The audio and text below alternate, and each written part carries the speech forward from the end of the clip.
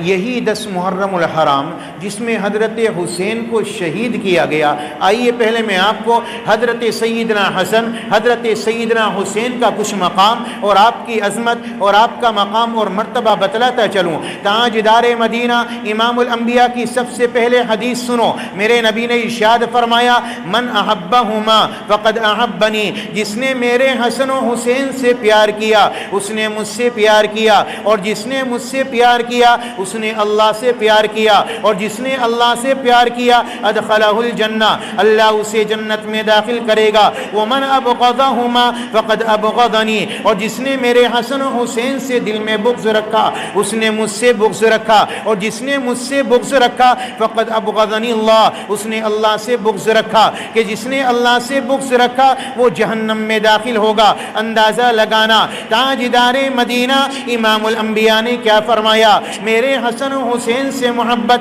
میری محبت ہے، میرے حسن و حسین سے پیار کرنا اللہ سے پیار کرنا ہے، اور جو حسن و حسین سے پیار کرے گا اللہ تبارک و تعالی اسے جنت میں داخل کرے گا، جو بغض رکھے گا وہ جہنم میں جائے گا۔ تاجدار مدینہ امام الانبیاء ایک مرتبہ اپنے گھر کے اندر ہیں، حضرت ابو ہریرہ راوی ہے، وہ یہ بیان فرماتے ہیں کہ حضرت حسن سامنے سے آ گئے، میرے نبی یوں بیٹھے ہیں، آپ نے حسن کی انگلیاں پکڑی، چھوٹے سے ہیں اپنی ٹانگوں پر بٹھلایا، ان کے دونوں قدموں کو اپنے قدموں سے ملایا اور اپنی ٹانگوں کو ہلانا شروع کیا، یوں کہیے دوسرے لفظوں میں اپنے بچے کو جھلانا شروع کیا، حسن کو جھلانا شروع کیا۔ جب وہ جھولتے رہے تاجدار مدینہ نے فرمایا آجا آجا، اپنے قدم کو آگے رکھ، آگے بڑھ، پہاڑ پہ چڑھ جا۔ انہوں نے ایک قدم رکھا، پھر دوسرا رکھا، نبی پیر پھیلاتے گئے یہاں تک کہ وہ گھٹنوں پر آ گئے۔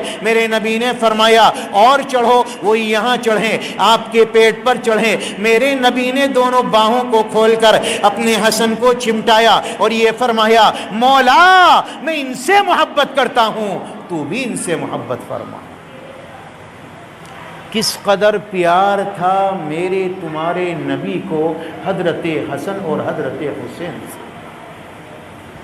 حضرت جابر بن عبداللہ فرماتے میں ایک دن گیا تو آقا علیہ الصلوۃ والسلام گھر کے آنگن میں ہیں، کسی نبی کی پیٹھ پر کبھی کسی نے سواری نہیں کی ہے، یاد رکھنا، صرف آقا علیہ الصلوۃ والسلام کی ذات عالیہ ایسی ہے کہ جس کی پیٹھ پر 3 بچوں نے سواری فرمائی، حضرت حسن اور حضرت حسین اور حضرت زینب آپ کی نوازی، 3 بچوں نے سواری فرمائی ہے، اس کے علاوہ کوئی نہیں۔ جابر فرماتے ہیں میں اندر داخل ہوا، میں دیکھتا کیا ہوں کہ تاجدار مدینہ کے گھٹنے زمین پر ہیں، آپ کے دونوں ہاتھ زمین پر ہیں، آپ نے حسن کو سوار کیا، آپ نے حسین کو سوار کیا، پورے گھر میں گشت لگایا، چکر لگایا اور فرمایا کیف مطیاتکم، تمہاری سواری کیسی ہے، تمہارا اونٹ کیسا ہے۔ اس کے بعد دونوں بچوں کو اتارا، حضرت زینب نواسی کو سوار کیا، اس کے بعد انہیں الگ سے پورے گھر میں گشت لگائے، چکر کاٹے اور فرمایا بتا بیٹیا تیری سواری کیسی ہے۔ یہ محمد رسول اللہ نے اپنے بچوں سے لاڈ فرمایا، ان سے پیار فرمایا۔ اتنا ہی نہیں، ایک دن کا واقعہ ہے، حضرت علی رضی اللہ تعالیٰ عنہ کھڑے ہیں، حضرت حسن حضرت حسین باہر کھیل رہے ہیں، دوپہر کی شدت ہونے لگی، دھوپ میں تیزی آ گئی، دوپہر کیا اشراق کا وقت گزرا تھا، غالباً چاشت کا وقت شروع ہوا تھا، دوپہر میں شدت آنے لگی، دھوپ تیز ہونے لگی، تو میرے نبی کا لہجہ بدلا اور میرے نبی نے فرمایا علی کیا آپ کو دیکھتا نہیں ہے میرے بچوں کو گرمی لگتی ہے، انہیں اندر لے کر جاؤ۔ سختی کے الفاظ استعمال فرمائے۔ ایک دن حسن و حسین گھر میں رونے لگے، اے ہائے، میرے نبی قریب میں آئے، فرمایا فاطمہ یہ کیا، ان بکاہا یوزینی، آئے فاطمہ میرے بچوں کو نہ رلائے کر، ان کا رونا میرے دل کو تڑپا دیتا ہے، میرے دل میں درد پیدا کرتا ہے، مجھے تکلیف دیتا ہے۔ اتنا پیار تھا میرے نبی کو اپنے حسن سے، اپنے حسین سے۔ ایک دن سفر کا واقعہ ہے، حسن و حسین پالنے میں رونے لگے، بچپنے کا زمانہ، نبی پاک علیہ السلام سواری کے آگے آپ پیچھے آئیں، فرمایا فاطمہ میرے حسن کو کیوں رلایا، حسین کیوں رویا؟ حضرت فاطمہ نے فرمایا بھوک نے رلایا، بھوک کی وجہ سے روتے ہیں۔ آقا علیہ السلام نے فرمایا لا میرے حسن کو میرے پاس ڈال۔ حضرت حسن کو لیا، نگاہ نبوت ڈالی، اپنی زبان نبوت کو نکالا، حسن کے منہ میں دے دیا، فرمایا اسے چوسنا شروع کر۔ حسن نے چوسا، اللہ نے اس سے مکھن نکالا یا اللہ نے دودھ نکالا، یہ کیا نکالا یہ تو رب جانے یا حضرت حسن جانے۔ ان کا چہرہ کھلا، چہرے پر خوشی کے آثار آئے۔ نبی نے فرمایا اب میرا حسین مجھے دے دے۔ اب حسین کو لیا اور نگاہ نبوت ڈالی، اپنی زبان نبوت کو نکالا، حسین کے منہ میں دے دیا، انہوں نے چوسنا شروع کیا، ان کا چہرہ بھی کھل گیا۔ فرمایا لے میرے بچوں کو اندر لے لے۔ اس کے بعد بچوں کو لٹایا گیا، اتنا پیار فرمایا میرے تمہارے نبی نے۔ عربوں کا دستور تھا کبھی بچوں کو کاندھوں پر لے کر نہیں چلا کرتے، کبھی گود میں لے کر نہیں چلا کرتے، یہ عیب مانا جاتا تھا کہ دنیا کا کوئی سردار یا دنیا کا کوئی بڑا یا قبیلے کا بڑا سردار اپنے معصوم بچے کو اپنی گود میں لے کر گھر سے باہر نکلے یا اپنے کاندھے کی سواری کرائے۔ میں قربان جاؤں میرے تمہارے نبی نے حسن و حسین کو اپنے کاندھوں پر سوار کیا اور باہر نکلے۔ حضرت عمر نے دیکھا، حضرت عمر نے فرمایا آہا کتنی بہترین سواری ہے، تو میرے تمہارے نبی نے فرمایا سواری ہی نہیں سوار بھی بہت بہترین ہے، سوار بھی بہت بہترین ہے۔ اچھا آپ ہو یا میں ہوں، ہماری کتنی تھوڑی بہت جس کی عزت ہو، معاشرے میں تھوڑا سا مقام ہو، مجھے بتاؤ وہ بچوں کے ساتھ باہر کھیل سکتا ہے؟ آپ کھیل سکتے ہیں قاری صاحب؟ امام صاحب ہیں، امام صاحب اپنے بچوں کے ساتھ گلی میں کھیلنے لگے، سچی بتاؤ ان کا ظرف ہے اتنا بڑا؟ آقا علیہ السلام نکلے جا رہے ہیں، حسن و حسین کھیل رہے تھے، آقا علیہ السلام نے لے کر یہ نہیں کہا بچوں آؤ چلو میں تمہیں گھر میں چھوڑ دیتا ہوں، میرے محمد صلی اللہ علیہ وسلم حسن و حسین کے ساتھ میں کھیلنا شروع کر دیتے۔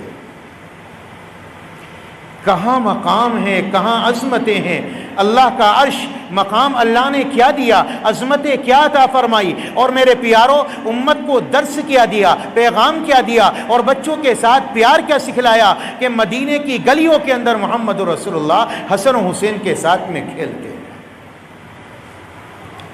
کیا عجیب اللہ کے نبی نے اپنے نواسوں سے لاڈ فرمائے ہیں، کیا عجیب پیار فرمایا ہے میرے پیاروں۔ شاید اسی لیے فرمایا چونکہ پتہ تھا کہ آنے والا دور، حضرت نبی پاک علیہ السلام نے ایک دن حضرت ام سلمہ سے فرمایا ایک فرشتہ میرے پاس آنے والا ہے، ذرا باہر کھڑی رہنا، کسی کو اندر نہ آنے دینا۔ چنانچہ تھوڑی دیر تک حضرت ام سلمہ دروازے پر کھڑی رہیں، کوئی آیا تو اسے واپس کر دیا۔ حضرت حسین آئے، حضرت حسین کو بھی روکا، لیکن جب انہوں نے زیادہ ضد کی تو حضرت حسین کو اندر جانے دیا۔ حسین اندر چلے گئے، دروازہ بند کر دیا۔ تھوڑی دیر گزری تھی کہ میرے نبی کے بلکنے کی، میرے نبی کے رونے کی آواز اندر سے زور سے آتی ہے۔ تاجدار مدینہ بلک بلک کر رونے لگے، پھوٹ کر آوازیں آنے لگی۔ ام سلمہ بے چین ہو گئی، آخر معاملہ کیا ہے، ماجرا کیا ہے، نبی ایسے روتے کیوں ہیں؟ اندر داخل ہوئے، آپ نے دیکھا کہ آپ نے حسن کو چمٹایا ہوا ہے اور آپ ہل ہل کر رو رہے ہیں جیسے کوئی بہت بڑا غمگین اور کوئی بہت بڑا صدمے والا روتا ہے۔ تاجدار مدینہ روتے گئے۔ ام سلمہ نے فرمایا میرے ماں باپ آپ پر فدا ہو، یا نبی اللہ کیا بات ہے، آپ کی آنکھ میں اس قدر آنسو اور اس قدر بلکنا؟ فرمایا جو فرشتہ میرے پاس آیا تھا اس نے مجھے بتایا یہ لخت جگر کو تیری امت ذبح کرے گی، اس حسین کو تیری امت ذبح کرے گی۔ وہ مٹی مجھے دکھا کر گیا، وہ جگہ مجھے دکھا کر گیا۔ اندازہ لگاؤ کیا گزری ہوگی میرے نبی کے دل پر، میرے پیاروں نواسے جس سے بے انتہا پیار ہے، اتنا پیار ہے، اتنا پیار ہے کہ کسی اور سے اتنا پیار نہیں فرمایا۔ اللہ میں ان سے پیار کرتا ہوں، جو ان سے پیار کرے ان سے پیار کر۔ میرے پیاروں اللہ کے نبی نے فرمایا میں ان سے جو ان سے بغض رکھے اللہ تو ان سے بغض رکھ۔ میرے پیاروں جن کا اتنا بڑا درجہ ہو، جن سے اتنا پیار کیا ہو، اب جب ان کو بتایا گیا ہو کہ آپ کی امت اور آپ کے لوگ اس حسین کو ذبح کریں گے اور ایک کو زہر دیا جائے گا، وہ زہر میں تڑپے گا، کیا گزرے گی میرے اور آپ کے نبی کے دل پر؟ اس وقت کیا مقام ہوا ہوگا اور کیا حالت ہوئی ہوگی؟ تاجدار مدینہ کی میرے تمہارے نبی نے اپنے حسن سے پیار کیا، حسین سے پیار کیا، پھر ایک دن وہ مقام آیا کہ خلافت راشدہ کا دور گزرا، امیر معاویہ کی خلافت کا دور گزرا، یزید کی خلافت کا زمانہ آیا، اور میرے پیاروں جب اس نے خلافت کا اعلان کیا 12,000 خط لکھے گئے حضرت حسین کو، ان کی اعتقاد میں، ان کی محبت میں، ان کی عقیدت میں مسلم بن عقیل کو روانہ کیا گیا۔ وہ آئے، انہوں نے حالات کا جائزہ لیا، حالات درست پائیں تو ایک قاصد کو بھیجا، آپ چلے آئیے اپنے لوگوں کے ساتھ ہمراہ۔ چنانچہ ادھر سے حضرت حسین سوار ہو گئے اپنے لوگوں کے ساتھ میں، 72 آدمی ہیں قافلے کے اندر۔ میرے پیاروں یہ قافلہ روانہ ہوا، یہاں پر کوفیوں کی نظریں بدل گئی، شمر دل جوشن آ گیا۔ میرے پیاروں یہ لوگ آئیں اور انہوں نے اعلان بغاوت کیا، اس کے بعد کوفیوں کی نظریں بدلی ہیں، مسلم بن عقیل کو شہید کیا گیا۔ حسین کو راستے میں پتہ چلا حالات بدل گئے، مسلم کو شہید کر دیا گیا۔ فرمایا اب میں نے ارادہ کر لیا ہے، میں کوفہ ضرور جاؤں گا اور جا کر حالات کا جائزہ لوں گا اور یزید سے ملاقات کر کے آؤں گا۔ ارادہ جنگ کا کوئی تھا نہیں۔ پر پانی دے کر جاؤ۔ پہنچ گئے، قاری صاحب نے فرمایا 3 دن تک پانی بند رہا، کھانا بند رہا۔ حضرت حمزہ کے 11 ٹکڑے ہوئے، ناک کان کاٹے گئے، ہندا نے چبائے، گلے کا ہار بنایا، سید الشہداء کا لقب انہیں ملا۔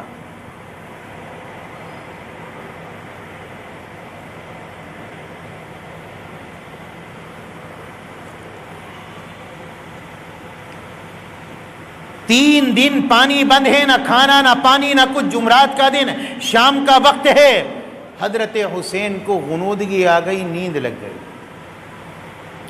اچانک بہن نے اٹھایا، آنکھ کھلی، دیکھا کیا بات ہے، تو مسکرا رہے ہیں۔ فرمایا یہ وقت تو مسکرانے کا نہیں ہے، ظالموں نے اعلان بغاوت کیا ہے اور کل جنگ کا دن ہے، انہوں نے جنگ کا دن متعین کیا ہے اور آپ مسکرا رہے ہیں۔ فرمایا مسکرا اس لیے رہا ہوں کہ میرے نانا آئے تھے، حضور اکرم صلی اللہ علیہ وسلم نے فرمایا حسین میں لینے کے لیے آ چکا ہوں، تیاری کرو۔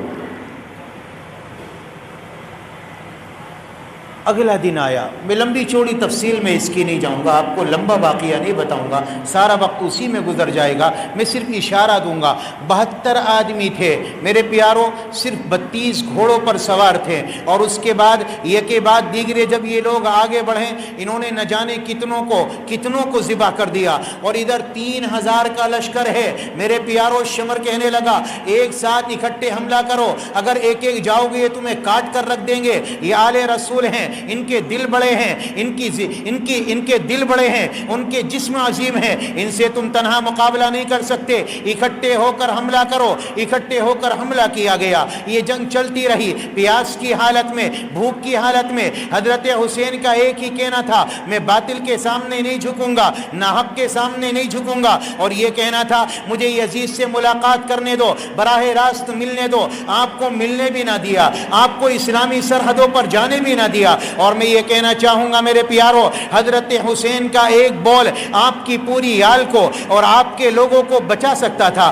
آپ یہ کہہ دیتے میں بیعت کرتا ہوں، تیار ہوں۔ میرے پیاروں کوئی جنگ نہ تھی اور کوئی معاملہ نہیں تھا، لیکن پیغام ادھورا پہنچتا، امت تک پیغام نہ جاتا۔ حضرت حسین نے فرمایا باطل کے سامنے جھکا نہیں جا سکتا، ناحق کے سامنے جھکا نہیں جا سکتا، ناحق کے ہاتھ پر بیعت نہیں کی جا سکتی۔ حضرت حسین سامنے کھڑے رہے، ڈٹے رہے، یک کے بعد دیگرے ایک ایک کر کے آپ کے گھر والے شہید ہوتے رہے۔ آخر وہ مقام بھی آیا کہ ننھے سے اصغر تک کو بھی ان ظالموں نے نہیں چھوڑا۔ 2 سال کا 1.5 سال کا بچہ، معصوم بچہ پیاس سے بلکتا ہے، کہا حضرت حسین نے کہ اس بچے نے تمہارا کیا بگاڑا ہے، کم از کم اس پر تو رحم کھاؤ، اس کو تو پانی پلا دو۔ ابن الموقد کا تیر آیا اور حلقوم کے پار ہو گیا اور وہ خون کے پھوارے جو چھوٹے ہیں تو وہ حضرت حسین کے ہاتھ میں تھے۔ اندازہ لگانا میرے پیاروں، اپنے لال کے، اپنے بچوں کے ناش کو دیکھنا اور پھر ان کے خون کے پھوارے دیکھنا اور اپنے ہاتھوں میں دیکھنا، کون جگر والا برداشت کر سکتا ہے؟ حضرت یعقوب علیہ السلام روئے تھے حضرت یوسف کی جدائی میں، اور ان کے رونے سے اتنے روئے اتنے روئے اتنے روئے میرے پیاروں کے روتے گئے۔ ان کا ایک ہی کام تھا، اللہ کے لیے رونا، یوسف کی یاد میں رونا، روتے گئے، زمانے گزر گئے جب تک کہ یوسف انہیں نہ ملے۔ میں یہ کہتا ہوں حسین کے آنسو الگ ہیں، یعقوب کے آنسو الگ ہیں۔ جدائی میں رونا، ادھر سامنے خون کا ناشا پڑا ہوا ہے، اسے دیکھ کر رونا کتنی بڑی بات ہے۔ ظہر کی نماز کا وقت آ گیا، جنگ جاری تھی۔ پیغام تو یہ دینا ہے آپ کو، جنگ جاری ہے، ظہر کا وقت آ گیا۔ حضرت حسین نے فرمایا نماز ظہر کا وقت آ چکا، اب نماز ظہر ادا کر لی جائے، جاؤ کہو تھوڑی دیر کے لیے جنگ کو روک دیا جائے۔ تو شمر کہتا ہے جنگ کو روکا نہیں جا سکتا، نماز کے لیے نہیں روکا جا سکتا، اور ہاں تمہاری نماز قبول نہیں۔ حضرت حسین نے فرمایا اچھا نانا میرے نماز لے کر آئیں، میری نماز قبول نہیں۔ نماز کا وقت ہے، اس وقت کے اندر نماز تو ادا کی جائے گی۔ اگر تم جنگ نہیں روک سکتے نہ روکو، نماز نہیں روک سکتی۔ جب یہ مارکہ کربلا ہوا نا تو ایک بوڑھی عورت اور ایک نوجوان کا ادھر سے گزر ہوا۔ بوڑھی ماں کو نظر نہیں آتا تھا دور کا، تو مائی کہنے لگی، قریب تھی زیادہ دور نہیں تھی، کہ بیٹے مجھے تلواروں کی آواز آ رہی ہے۔ تلواروں کی آواز کا مطلب یہ ہے کہ میدان کربلا زیادہ دور نہیں تھا، لیکن ہاں مجھے دکھائی نہیں دیتا، جا کر دیکھ تو صحیح معاملہ کیا ہے، ماجرا کیا ہے، بات کیا ہے۔ یہ بیٹا بھاگا ہوا گیا، جا کر دیکھتا کیا ہے، گلشن نبوت کو اجاڑا گیا، حسین پر چھریا چلی، آپ کے خاندان پر چلی، نبی پاک علیہ السلام کے خاندان کو بجھایا گیا۔ بس اس سے رہا نہ گیا، دل بے چین لیے دوڑا ہوا ماں کے دربار میں آیا اور آ کر کہنے لگا مائی غضب ہو گیا، قہر ٹوٹ گیا، بیٹے کیا ہوا، کیا نظر آیا، کیا دیکھا؟ مائی خاندان نبوت کو اجاڑا گیا، گلشن نبوت کو بجھایا گیا، تاجدار مدینہ امام الانبیاء کے خاندان پر تیر چلے، تلواریں چلی، چھریا چلی۔ فرمایا بیٹا تو نے اپنی نگاہوں سے یہ منظر دیکھا؟ ہاں ماں میں نے یہ منظر دیکھا۔ میرے لال صحیح بتا تو یہ منظر دیکھ کر آیا؟ فرمایا ہاں ماں یہ منظر دیکھ کر آیا۔ تو اس مائی نے کہا میرے لال تو نے یہ دیکھا اور تو زندہ آ گیا؟ تو نے دیکھا اور تو زندہ واپس چلا آیا؟ فرمایا مائی تجھے بتانے آیا ہوں، میرا انتظار نہ کرنا، واپس گھر چلی جانا۔ ادھر یہ بیٹا گیا، تلوار نکالی، ادھر مائی نے دامن پھیلایا۔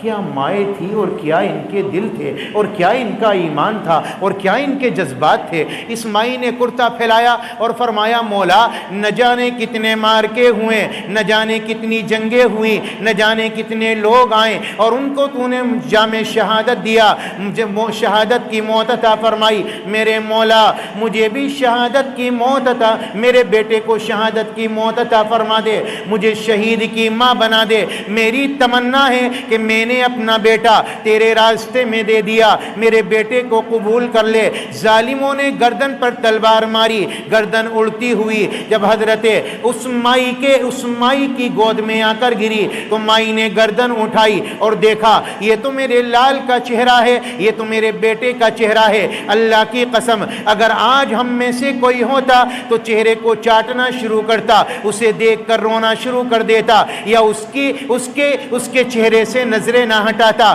لیکن نانا اس مائی کا ایمان دیکھو اور اس کے جذبات دیکھو اور اس کے دل کی قربانیاں دیکھو کہ مائی نے کہا اس بیٹے کو میں راہ خدا میں دے چکی ہوں، گردن اٹھائی اور میدان کی جانب پھینک دی اور یہ فرمایا ہم اللہ کے راستے میں صدقہ کرنے کے بعد دوبارہ واپس نہیں لیا کرتے۔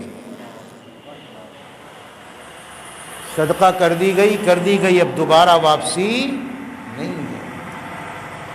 جنہوں نے گردنیں دے دی، اولاد دے دی، وہ واپسی کا تصور نہیں کرتے۔ آج کا مسلمان مسجد میں 500 روپے دینے کے بعد تلاش کرتا ہے مجھے رسید ملی یا نہیں ملی۔ یہ دل کی بات بتا رہا ہوں کہ جذبات میرے اور آپ کے کہاں پہنچ گئے ہیں۔ حضرت حسین نے فرمایا نماز نہیں رک سکتی، تم جنگ نہیں روک سکتے، ہم نماز نہیں چھوڑ سکتے۔ 1450 سال کی اس تاریخ کے اندر صرف مجھے یہ ایک واقعہ نظر پڑتا ہے جس میں یہ گنجائش تھی کہ شاید نماز کو چھوڑ دیا جاتا، نہیں چھوڑ دیا تھا۔ حسین چھوڑ دیتے، کیا ان کی جنت میں کوئی کمی آتی؟ بتاؤ مجھے، آ جاتی کمی بھائی؟ اگر وہ ظہر نہ پڑھتے ہیں تو بتاؤ کیا انہیں جنت میں جانے سے کوئی روک سکتا تھا؟ جنہیں لینے کے لیے خود محمد رسول اللہ صلی اللہ علیہ وسلم آئے ہوں، مجھے بتاؤ کیا ان کی جنت میں کیا کمی آ سکتی تھی، یا ان کے درجات کے بلند ہونے میں کیا کمی آ سکتی تھی؟ لیکن نہیں، پیغام ادھورا جاتا۔ میرے پیارو، یہ جنگ کا موقع ہے۔ ہم لوگ کاروبار میں پھنس کر، ہم تجارت میں پھنس کر، ہم کاموں میں پھنس کر، مہمان آ گیا، مہمان کے چکر میں نماز نہیں پڑھی، مجھے فلاں کام تھا میں نے نماز نہیں پڑھی، میری آنکھ نہیں کھلی میں نے نماز نہیں پڑھی، اچھا میں کپڑے دھلنے لگ گیا میں نے نماز نہیں پڑھی۔ میرے پیارو، یہ حسین ہیں، ان سے بڑا عذر کسی کے پاس نہیں تھا کہ سامنے میدان جہاد میں کھڑے ہوتے ہوئے ظالموں نے انکار کر دیا، جنگ نہیں روکی جا سکتی۔ حسین کہتے ٹھیک ہے چلو نماز بعد میں پڑھی جائے گی، پہلے جنگ کو مکمل کیا جائے۔ لیکن نہیں، آپ نے کیسے تیمم کیا؟ اپنے خون سے تیمم کیا یا مٹی سے تیمم کیا؟ آپ نے جب سر کو سجدے میں رکھا تو ظالموں نے اسی وقت تلوار ماری۔ میرے پیارو، جب خون کے پھوارے زمین پر گرے ہوں گے تو اس زمین کا کلیجہ بھی کیسے ٹھنڈا ہوا ہوگا کہ آج کوئی سجدہ کرنے والا آیا ہے۔ آج آیا ہے کوئی سجدہ کرنے والا، آج آیا ہے میرے کلیجے کو ٹھنڈک پہنچانے والا، تاجدار مدینہ کے نواسے۔ جب یہ گردن پر تلوار لگی ہے، اے ہے خون کے پھوارے چھٹے ہیں، زمین پر گرے ہیں، اور اللہ تبارک و تعالیٰ کا نام نامی اور اللہ کے سامنے حضور میں سجدہ۔ مجھے یہ بتاؤ اس سے عظیم موت آپ کو کہاں مل سکتی ہے؟ اسے کہتے ہیں شہادت۔ اور پھر یہ شہادت غم کے معنی میں نہیں ہے، یہ شہادت دکھ کے معنی میں نہیں ہے، یہ تو درجہ درجہ درجہ درجہ اتنے اونچے درجے ہیں اس کے جس کا تصور نہیں کیا جا سکتا۔ حضرت ام سلمہ فرماتی ہیں نبی پاک علیہ السلام کو انہوں نے خواب میں دیکھا جس دن یہ مارکہ ایک کربلا ہوا 10 محرم الحرام کو۔ جب ان کی آنکھ انہوں نے دیکھا، دیکھتے کیا ہے کہ نبی کی چہرے پر، نبی کی داڑھی پر دھول لگی ہے، آپ کے بالوں پر دھول لگی ہے، آپ کے پراگندہ حال ہے۔ میں نے نبی پاک علیہ السلام سے پوچھا، ام سلمہ فرماتی ہیں خواب کے اندر، آقا یہ آپ کا حال کیا ہوا ہے؟ آپ کے بالوں پر یہ دھول کیسی ہے؟ آپ کی داڑھی یہ گرد آلود کیوں ہیں؟ حضرت نبی پاک علیہ السلام نے فرمایا ام سلمہ حسین کو شہید ہوتے ہوئے دیکھ کر آ رہا ہوں۔ حضرت ابن عباس نے دیکھا خواب کے اندر، کیا دیکھتے ہیں کہ نبی پاک علیہ السلام نے بوتل میں خون جمع کیا ہوا ہے اور مٹی سے خون اٹھا کر اور ڈال رہے ہیں۔ فرمایا آقا یہ خون کیسا ہے، اسے کیوں جمع کرتے ہیں؟ میرے نبی نے ارشاد فرمایا یہ میرے حسین اور ان کے ساتھیوں کا خون ہے، یہ میں اسے شیشی میں جمع کر رہا ہوں، کل قیامت کے میدان میں ان کی طرف سے وکیل بن کر آؤں گا۔ یہ شہادت کی موت حضرت حسین کو ملی ہے۔ اور میں تو یہ کہتا ہوں، علماء کرام نے بھی لکھا، نبی نے جو تمنا کی تھی کاش مجھے اللہ تبارک و تعالیٰ کے راستے میں شہید کر دیا جائے پھر زندہ کیا جائے، وہ تمنا آپ کی حسین کی صورت میں مکمل ہوئی ہے، حسین کی صورت میں مکمل ہوئی ہے۔ میرے پیارو، اللہ تبارک و تعالیٰ کے پیارے پیغمبر کے نواسے حضرت حسین کو شہید کیا گیا، انہوں نے نماز نہیں چھوڑی۔ آج کا مسلمان نماز کیوں چھوڑتا ہے؟ میں میلے میں گیا تھا، اچھا محرم نکل رہا تھا میں اس میں گیا تھا، فلاں جگہ لوگ ڈھول بجا رہے تھے میں اس میں گیا تھا۔ میرے پیارو، صرف نماز کو اس لیے چھوڑ دیا؟ حسین نے تو اس جنگ میں نماز نہیں چھوڑی، اپنی گردن کٹا کر نماز نہیں چھوڑی، مجھے کاروبار چھوڑ دیتا ہے، ہے۔ میرے پیارو، میں سو گیا، میری آنکھ نہیں کھلی، نماز چھوٹ گئی، کاروبار میں پھنسا، نماز چھوٹ گئی، بچوں کو کھلانے میں عورتیں رہ گئی، نماز چھوٹ گئی۔ اتنا ہی نہیں ہے، ہم تو ناشتہ بنانے میں رہ گئے، ہم تو کھانا پکانے میں رہ گئے۔ عجیب بات ہے کہ ایک عورت آدھے گھنٹے پہلے نماز کے لیے نہیں اٹھ سکتی، اور وہی عورت آدھے گھنٹے کے بعد اپنے بچوں کو اسکول تیار کرنے کے لیے کھڑی ہو جاتی ہے۔ آدھے گھنٹے کی نیند میں کیا تجھے بیماری لگ جائے گی؟ بتاؤ، تیرا دماغ پھٹ جائے گا، تیرا دماغ چلنے لگے گا۔ اور یہی نہیں، اگر وہی اسکول آدھا گھنٹہ پہلے اور ہو جائے نا تو یہ پھر اور آدھا گھنٹہ پہلے اٹھے گی۔ اس سے بڑی بے شرمی اور کیا ہوگی ہمارے لیے اللہ کی زمین پر رہتے ہوئے۔ اور میرے پیاروں، نبی پاک علیہ السلام کا نام لینے والا آج وہ نماز چھوڑ دے۔ حسین نے کربلا میں نہ چھوڑی، تم عیش کے گدوں پر اے سی میں رہ کر نماز چھوڑو، اس سے بڑا لعنت کا مقام اور کیا ہوگا۔ اور تمہارے آقا نے کیا فرمایا؟ لا سہم فی الاسلام لمن لا صلاۃ لہ، جو آدمی نماز نہیں پڑھتا وہ مسلمان کہلانے کا حقدار نہیں، اسلام میں اس کا کوئی حصہ نہیں، یہ میرے تمہارے نبی نے فرمایا۔ اتنا ہی نہیں، من ترک الصلاۃ متعمدا فقد کفر، جس نے نماز کو جان بوجھ کر چھوڑ دیا وہ کفر کے قریب پہنچا، گویا کہ اس نے کفر کیا۔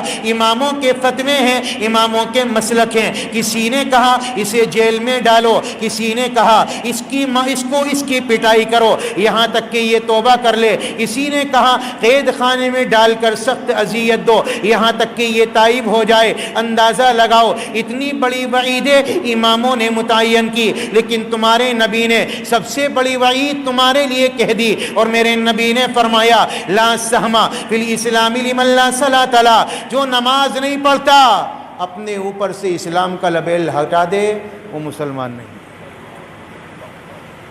اسے کوئی حق نہیں ہے اپنے آپ کو مسلمان کہنے کا۔ تمہارے نبی کی آخری وصیت ہے، اندازہ لگانا، نبی جب دنیا سے جا رہے ہیں الفاظ نہیں نکل رہے ہیں، علی فرماتے میں نے کان لگایا تو آپ کی زبان سے صرف دو باتیں نکلی۔ پہلی بات الصلاۃ الصلاۃ وما ملکت ایمانکم، نبی نے یہ نہیں فرمایا بھائیو چوری مت کرنا، بھائیو زنا مت کرنا، بھائیو شراب مت پینا، میرے امت کے لوگوں تانا مت دینا، دھوکہ مت دینا، لوگوں امانت میں خیانت نہ کرنا، صرف دو باتیں بیان فرمائی، الصلاۃ الصلاۃ وما ملکت ایمانکم، نماز کا خیال کرنا، غریبوں کا خیال کرنا، نماز کا خیال کرنا، مزدوروں کا خیال کرنا، نماز کا خیال کرنا، غلاموں کا خیال کرنا، یہ دو باتیں تمہارے آقا دنیا سے جاتے جاتے کہہ کر گئے۔ میرے پیارو، اپنا کوئی دنیا سے جائے آخری وصیت کرے، سچی بتاؤ مانو گے یا نہیں مانو گے؟ میرے باپ کی آخری وصیت تھی یہ کرنا، بھیا یہ کروں گا ضرور، میرے باپ نے وصیت کی آخر، اور تمہارے نبی آخر میں کیا وصیت کر کے گئے؟ نماز نہ چھوٹ جائے، نماز نہ چھوٹ جائے، نماز نہ چھوٹ جائے۔ میرے پیارو، یہ مارکہ کربلا، یہ 10 محرم الحرام مجھے اور آپ کو ایک بہت بڑا پیغام دیتا ہے۔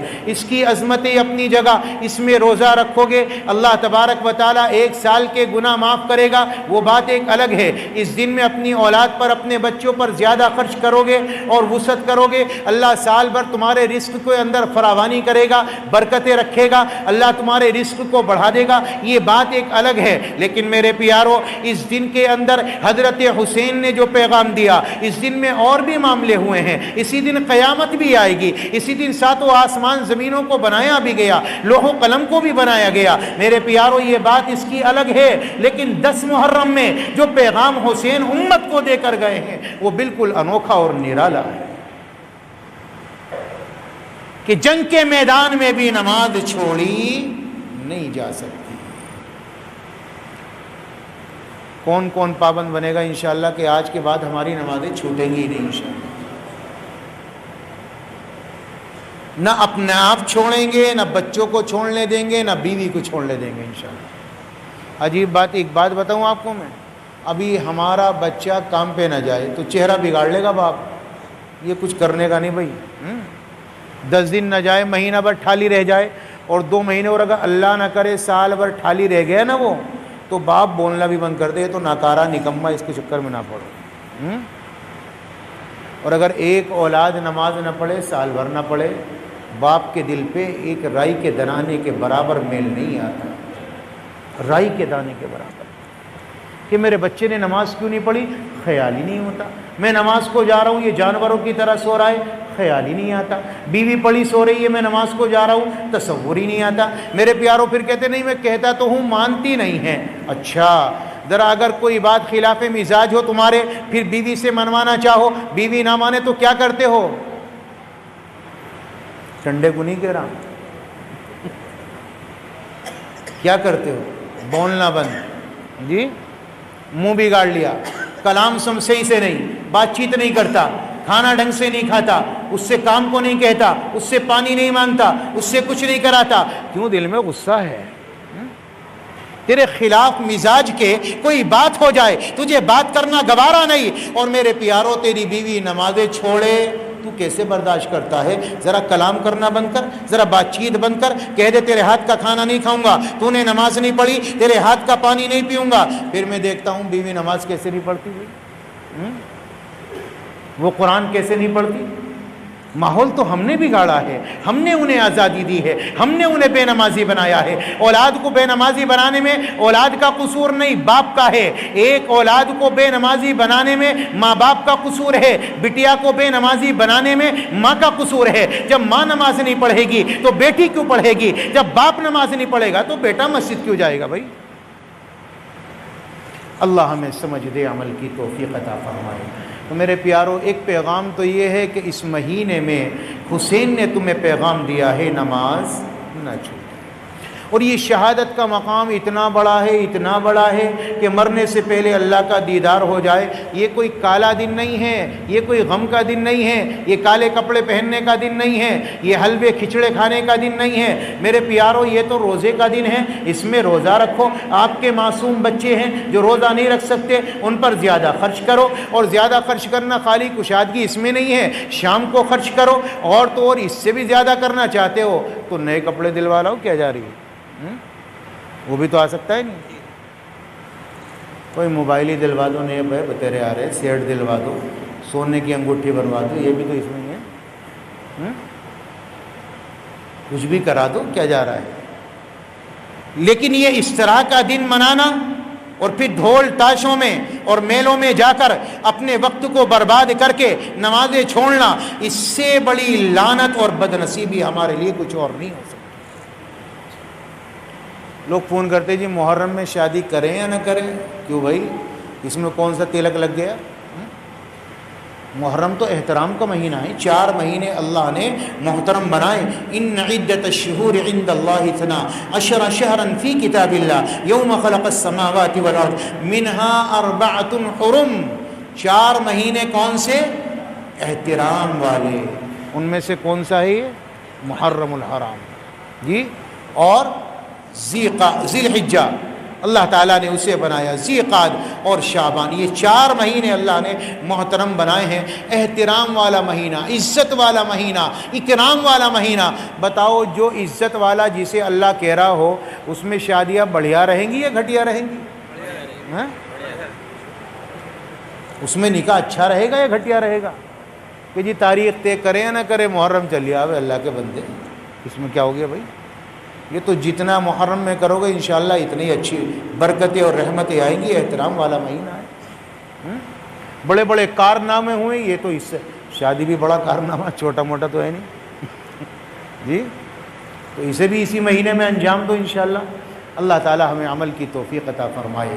میرے حال میرے پیاروں، خرافات سے، رسومات سے اپنے آپ کو بچاؤ، اپنے دین کو بچاؤ۔ لے دے کے کچھ دین تو ہے نہیں ہمارے پاس، ہماری زندگیاں ویسے ہی ویران ہیں، اور ہم لوگ رسومات میں، خرافات میں بس کر اپنی زندگی کو برباد کر رہے ہیں۔ اللہ کے واسطے جو رب نے ایمان مجھے آپ کو دیا ہے، جو دین دیا ہے، اسے کچھ بچا کر لے جاؤ کہ اللہ ہماری تمہاری مغفرت کر دے۔ پتہ چلے یہ بھی ختم ہو گیا تو کہیں کے نہ رہیں۔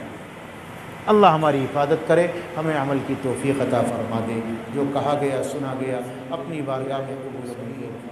وعلى آله وأصحابه أجمعين، لا إله إلا أنت سبحانك إنا كنا من الظالمين، اللهم إنك عفو كريم تحب العفو فاعف عنا يا كريم يا حليم يا عظيم يا كريم تحب العفو فاعف عنا يا كريم يا رحمن يا الله يا رحيم يا الله يا ملك يا الله يا قدوس يا الله يا سلام يا الله يا مؤمن يا الله يا مهيمن يا الله يا عزيز يا الله يا جبار يا الله يا متكبر يا الله يا خالق يا الله يا بارئ يا الله يا مصور يا الله يا رزاق يا الله يا فتاح يا الله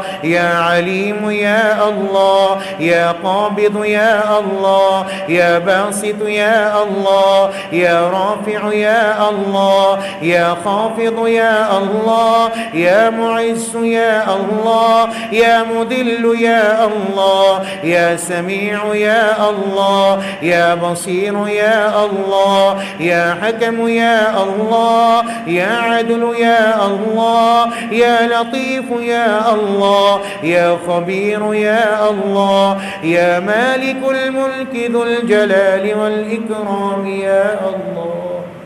اے اللہ ہمارے صغیرہ کبیرہ گناہوں کو معاف فرما، ہماری خطاؤں سے درگزر کے فیصلے فرما.